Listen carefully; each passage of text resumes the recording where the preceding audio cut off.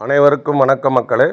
மூலாதாரத்தை பற்றி நேற்று பார்த்தோம். இன்றைக்கி அந்த மூலாதாரத்திலிருந்து மேலே இருக்கிற துரியம் வரைக்கும் 2 நிலைப்பாடுகளோடு 3வது நிலைப்பாடு இணைந்து வரும்.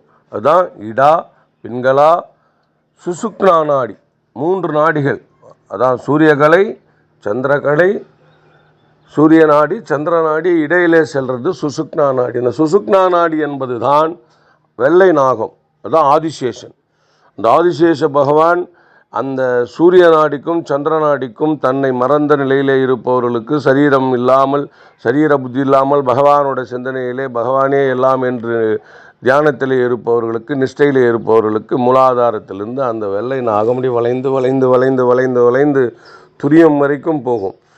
இது வளைந்து செல்லும். இதுதான் அந்த ஆதிசேஷனுடைய சக்தி. அதுதான் எல்லா நிலைப்பாடுகளையும் உணர்த்தும் மக்களே. நன்றி, வணக்கம்.